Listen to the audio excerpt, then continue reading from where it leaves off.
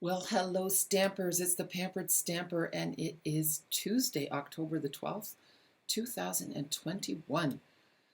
It is the second week of my virtual coffee and a card featuring the Peaceful Cabin. Now, I love this stamp set, and it's just easy to use. It's beautiful. So, without any further ado, let's get started. Let's go. Okay, so here is my card. And I actually have a second card that I made because this is not the first video I'm doing today. I had some technical problems, so I found out about halfway through that instead of hitting the pause button, I had hit the stop button. So you get to see another example. And I'm kind of happy about it because look, my second card uses a Dutch Christmas stamp set, and I decided to put less trees on. So the first card had 7 trees, and the cabin is hiding behind the woods. And this cabin is more built in a clearing. So it's kind of nice to see the difference. And my third card, I'm going to use another stamp again for the saying. So let's take a look and stay with me till the end because I'm going to show you a special trick with this pattern paper that transforms it completely.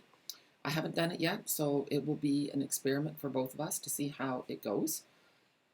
But we're going to make this card, and it's really easy. Okay, so if you bought the kit with me, then maybe wait and watch my video and then do it. So the card base is 8.5 by 5.5, scored at 4.25. The black layer is 4 inches by 5.25. Ooh, I better get in the picture. And then the pretty pattern paper is 3.75 by 5. So I think that my tape runner is going to run out, but I purposely didn't refill it yet because I want to show you how it's done. Okay, so I'm using Stamp and Seal, which is a nice strong adhesive, and you can kind of see the red part showing through. That means that we're near the end, but we'll see how far we get with it. All of a sudden it'll just kind of, it's like the car running out of gas, it just goes clunk. Oh, well, we got the whole layer done, so that's good. Now, someone came to my class the other day and she was new, and she said, you know, your products are quite expensive. And I said, yes, they are, but they're very high quality, everything coordinates, and we stand behind our product. So if something goes wrong, you will get your product replaced, and that's worth a lot. I love that, and I try to shop at places where that is the case. So here we go. Oh, you know what? I didn't do that very well, but that's okay. See, this is a perfect example of, like, take a look at that card. If you made this card, you'd go, oh no, I made a mistake. I think I'm zoomed in a bit too far. I'm going to zoom out a little bit so that you guys can see a little bit better. There. That's better. Now you can see the whole card. Don't worry about it. If you make a mistake like this and your card isn't perfectly centered, it's okay. People who receive your card are either going to be thankful that you're human like them, or they're not even going to notice. Okay? So the next thing we're going to do, and I already did this, I stamped the cabin on a piece of white, and then there's a long die that goes with it. See, and you go like that, and then you run it through your die cutting machine like this. Now, it doesn't cut all the way. See, it didn't cut all the way to the end because that's as short as it wanted, as it is. But I am going to use some scissors, and I want this little eave to overhang my edge of my card. So I'm going to cut it up a little bit shorter like that. So there's our house. The next piece I pre-cut was with this angular die. It creates a snowbank with a fox. So here it is. I just laid it down like that, and I cut it off. But you see, there's 2 choices here. You can leave it like this and then cut the fox out separately. Stamp, there's a little die that cuts the fox out, and you can put them right on there. And we might do that. Or we could cut the fox off. So what I like to do is lay out my pieces and see what I like. So here's the house. And then you're thinking, Jackie, it doesn't reach to the end. It's okay. We're strategically, I did that on purpose. We're going to put a tree there, and then you won't see that. Okay, so that's okay. The next piece is going to be the fox, and we're going to trim it down to 3.75. See, and I'm wondering, I might leave the fox on for this one and do it differently. I kind of like that. So we just want to see how high the house can go up. See, we don't want any blank spaces here unless we put a tree there, which we could do, of course. We might put a tree there. I think we will put a tree. And I'm also going to leave the fox. I'm just going to trim this paper now to 3 3/4. Okay, so here is the paper trimmer, 3 3/4. Cut it off. And then my trick is, let's have a look. In order to get that house exactly where I want it to go, there, and then here, I just want to make sure my tree is going to do what it's supposed to do, and hide my just to tuck that tree in. Now the house has to go down a little bit further, and then we're going to tuck the tree in again. See? Oh yeah, that works just fine. Okay, so now I hold on to my house with my one finger, and I'm going to just make a little cheater line here so that I know that the house has to go that high. So now we're going to add some adhesive.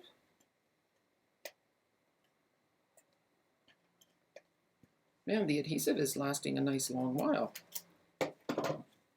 Okay, so right by the line and with the house eave going. And the other thing you want to make sure of is that the chimney is level with the top of your card. Otherwise you have a crooked house. You don't want a crooked house. All right, now we need our fox. So our fox is going to go here, but before we put him on, we want to put our words on there. So I thought it would be neat to use the Dutch stamp set again. I am in Holland after all, and I wanted to use a magische kerst, which means magical Christmas, and I have that one already on. I was going to show you how to put a stamp on a block, but maybe I will just put a link in there for another video because I have a video showing you the easiest way to do that. But in the meantime, let's get a block, and we're going to stamp it right on this side here. And I think, I think I'm going to use my Stamparatus. The light is a little bit weird in here, and I don't want to mess up. You can only mess up so many times in a day, and then it starts getting to you, So I'm going to put that tight into the corner. Lay your stamp down on it where you want it to go. And I want it to go right on the side, away from the fox. And then push it down. And now here's the important part, because just see how crooked it is on here? I'm going to peel it a little bit. And then I think that's good. Yeah, that looks pretty decent to me. So then you just put a stamp underneath for stability. Put it up here. Tap, tap, tap. And then press it down. Oh yeah, that looks nice. It doesn't even really need another layer. I'll do one more just to show you how nice and dark you can make it with the Stamparatus. Look how nice that is. Beautiful. Okay, I'm just going to put that away. I don't think I need that again. I had to step out of the camera for a minute. I had a drippy nose. Okay, so now we're ready to put this on, like so. And now, clever trick number 2. Put adhesive only along the bottom. And the reason for that is I want to be able to tuck my trees in because I'm not sure how high I want them to go. So here we go. It's just at the bottom. Just go like that. I don't want adhesive on my grid paper. Now, that's going to go right at the bottom of the card. Make sure your corners are even. There. And where did my little fox disappear to? Well, Foxy's gone, but we'll find him later. First of all, the trees. So I like to tuck them in first to see how I like it. I like this one that it kind of goes over top a little bit. Is that upside down? No, that's good. Like that. That's so cool. Love it. And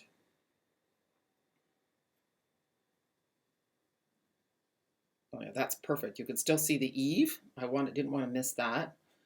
And maybe this one will only have 3 trees. Every card is different. And it's nice to see, yeah, you know what? This one's only going to have 3 trees. I like it. Okay. I'm just putting adhesive on the bottom because I like the idea that the tree feels a little bit more free moving. There. It feels a little more 3D like that. But everybody, you know, some people, oh, see, oh no, it's not done yet. We got a lot out of this, didn't we? Rub that off. And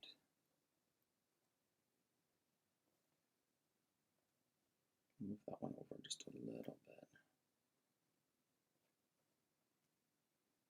Like that. I like it like that. Now let's see if we can find the fox. I wonder where he just, oh, I found him. Good. So with the fox, I'm going to use a little glue dot. And where did my glue dots go? I remember being very careful and putting them back in the box. And now the box has, oh, there it is. I found it. Okay, so the important things with glue dots, which you know if you've ever lent them out to someone who doesn't know this trick, always keep your last glue dot covered. So when you're done using it, tear off the extra piece and always keep your glue dots covered. And the reason for that is that if you don't have them covered, they're going to stick to the inside of your box. Okay? So just take the fox and push them on the glue dot and pull them off. And then he fits right in that opening. There. And he's just coming to have a look-see. Isn't that great? And you can finish it off. We're going to add some shimmery crystal effects to the trees. So I'm going to give it a bit of a shake. And we're going to give these trees a little bit of shimmer. And it will dry, oops, spread that out a little bit. It dries glossy and thick, which is really nice.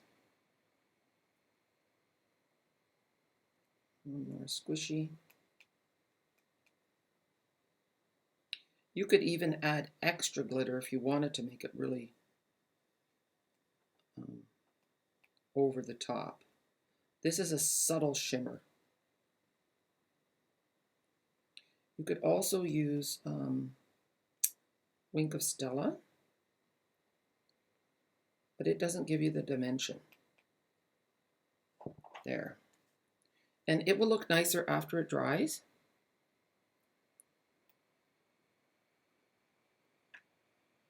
And it will just give an icy shimmer to the trees.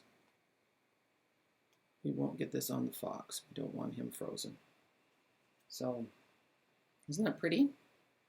Okay, so now it's time for the clever trick with the paper. I actually saw this from Patty Bennett.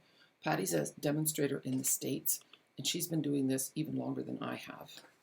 So here we have our pattern paper, and we're going to take our blends and just add a little color. Some people love monochromatic things, and some people don't. So we'll start with a little soft suede. This is light soft suede. And let's just have a look, see.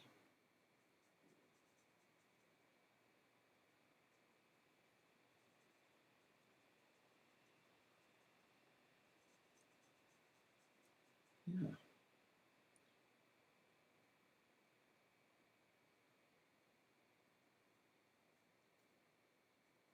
It will transform your paper. See, it's already looking warmer, isn't it? And let's do a dark soft suede too. And just so that we have a couple different colors. And you could, ooh, that's dark. I'm going to use the skinny tip because I'm afraid that I'm going to mess up. I'm just going to go around my edges first so that I can color. And this was my trick when I was a kid. That's too dark, I think. I don't like it that dark. I'm going to keep going with light. The dark was too dark. Now in Holland, I don't have my bronze color. That would be a nice color to have a different brown in here.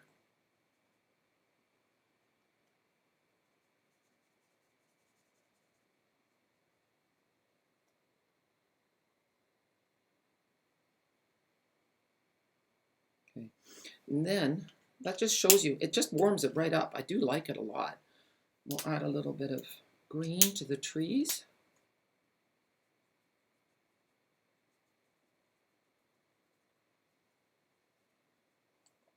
And I think it's pretty cool. So you could do this in the evening when you're watching TV, chatting with your kids, and it just gives your hands something to do. Some people just always have to have busy hands. I'm that way. I have a hard time sitting still doing nothing. I'm not sure if that's a good thing or a bad thing. Well, how nice is that? I really like that. I'm going to zoom in on that a little bit so you guys can see it a little bit better. See, doesn't that just warm things right up? It makes it even cozier. Okay, well, thank you so much for joining me today. I'm going to zoom out. Next week, we're going to be doing the third card in this series. And let me see, do I have it laying handy or not? I don't, so I can't show it to you. But I did want to show you something else. I made this card for Canadian Thanksgiving yesterday, and it uses the alcohol and blends technique. If you want me to do a video on this, I did actually do one, but I wasn't that thrilled with it. So you can check it out in my on my YouTube channel. There's a playlist called Playing with Products, something like that. Anyway, I thought it was really cool. Hope this card makes you smile. I think I'm going to tuck this under Gerard's pillow when I leave so that he remembers his Canadian girl. And then I made this one as well. So that was my Thanksgiving, my Canadian fall leaves fix yesterday. And then here was an extra piece I had left over of that blends and alcohol technique. So here are the cards that we made today. One with Fijne Feestdagen, one with Happy Christmas. Now, my team member Yvonne made this. I actually don't know where that Happy Christmas is from. I didn't look through the catalog, and I don't have it here. And then here is the other one. So you can see we've got one with 5 trees, one with 3 trees, and one with 7 trees. And the thing is, the common denominator with all these cards is that it's an odd number of trees, okay? The eye is drawn to odd numbers. Anyway, I hope you found this helpful. Thank you so much for joining me today. And I put an end screen on here so that you guys can find me. So you've got my blog, my website, my Facebook page, and I also have a Dutch group now called the Stempel Speeltuin, which means the stamping playground. So I'm really happy about that. I'm also thrilled that I figured out how to put a subscribe button right on my video. So if you look on the bottom right corner, there's a little red button. If you click on it, it will help you to subscribe to my channel so you don't miss any of the fun things that I post. Thank you for joining me. Have a wonderful day or a super day. Bye.